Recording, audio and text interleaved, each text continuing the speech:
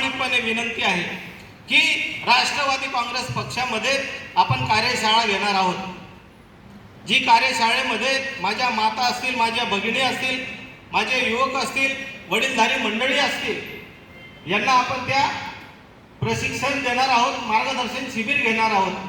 मग ते 1 दिवसाचं असेल, 2 दिवसाचं का 3 दिवसाचं असेल, पण त्या शिबिरामध्ये आपण प्रत्येकाला ज्या शासकीय योजना आहेत, त्या शासकीय योजना काय आहेत, त्यांचे निकष काय आहेत, अर्ज कसा भरला गेला पाहिजे, त्याच्यामध्ये पात्र लाभार्थी कोण कोण आहेत, त्याला त्या योजनेमध्ये किती पैसा मिळू शकेल, त्या योजनेमध्ये त्याला सबसिडी किती मिळेल आणि त्या योजनेमध्ये त्या लाभार्थ्याला लागणारे कागदपत्र काय असतील, या सगळ्या गोष्टी या ठिकाणी प्रशिक्षणाच्या शिबिरमध्ये आपल्याला घ्यायच्या आहेत। माझा राष्ट्रवादी पक्ष हा आपल्याला तालुक्यामध्ये गल्लीबोळामध्ये मजबूत करायचा आहे आणि प्रत्येक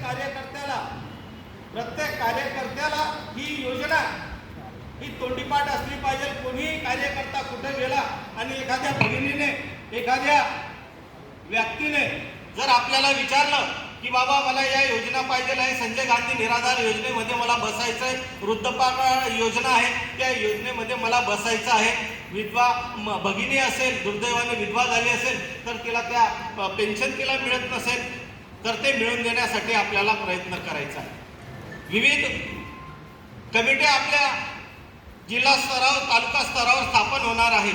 त्या कमिट्यांमध्ये सुद्धा यथोचित आपण कार्यकर्त्याला त्या ठिकाणी सामावून घेणार आहोत। पण योजना काय आहे, योजनेचं उद्दिष्ट काय आहे, कोणाला देता येईल, या सर्व गोष्टी ह्या पहिले आपण शिकू आणि मग जनतेसमोर जाऊ। तर हे शिबिर घ्यायचं का नाही घ्यायचं हे तुम्ही ठरवायचं। घ्यायचं नाही शिबिर? हो घ्यायचं। भगिनींची काय इच्छा आहे ना? वा, हे खरं महत्वाचं आहे की पहिले आपण योजना समजून घेऊ, योजना शिकून घेऊ आणि मग समोरच्याला आपण त्या योजनेचा लाभ देऊ। आता तुम्ही बघितलं असेल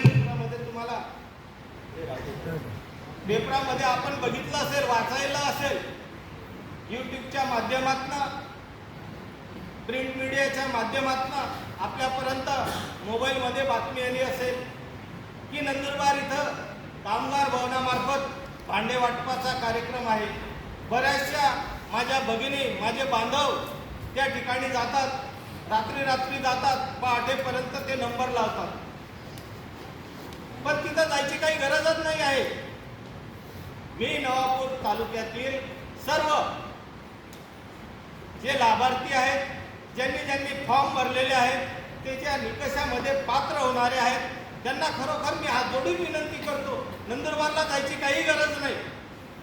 तुम्हाला इथं तहसील ऑफिसमध्ये सोमवार ते शुक्रवारी या दिवशी तुमची यादी तुम्हाला बघायला मिळेल, तुमचे कुपन तुम्हाला इथं मिळतील आणि शासन आपल्या असल्यामुळे भांडे सुद्धा आपण नवापूर तालुक्यामध्ये वाटपाचा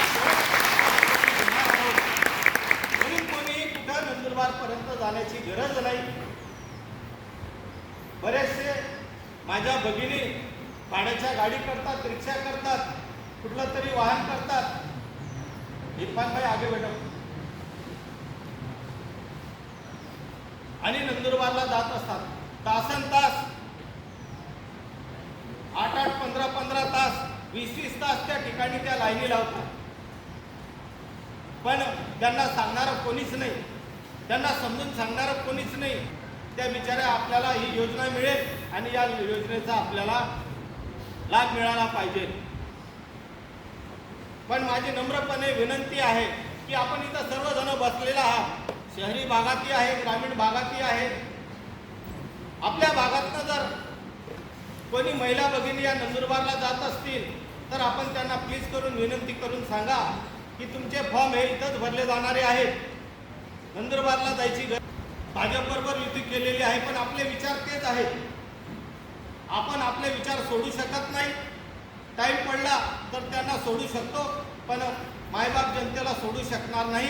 आपली जी विचारसरणी आहे त्या विचारसरणीवर आपण पुढे येणारे आहोत, हे प्रामुख्याने या ठिकाणी मला सांगावंसं वाटतं।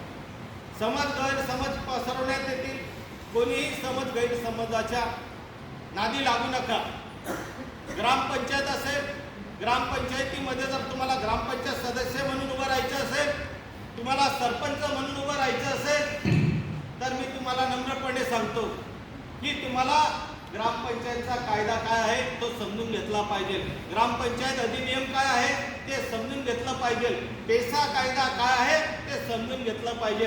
त्या पेसा कायद्याअंतर्गत आपल्या गावामध्ये आपल्या ग्रामपंचायतला किती निधी मिळतो, कुठल्या कुठल्या योजनांमध्ये आपण काम करू शकतो, जो तुमचा आराखडा आहे कृती आराखडा, त्या आराखड्यामध्ये कुठले कुठले काम आपण समाविष्ट करू शकतो, शबरी घरकुलासाठी काय काय कागदपत्र लागतात, या सर्व माहित्या जेव्हा तुमच्याकडे जर असतील, तुम्हाला त्याचं ज्ञान असेल तर तुम्ही समोरच्याला 100% न्याय देऊ शकतात आणि तो व्यक्ती नक्कीच तुमच्याशी बांधला जाईल. तो जर व्यक्ती तुमच्याशी बांधला गेला म्हणजे हे राष्ट्रवादीचं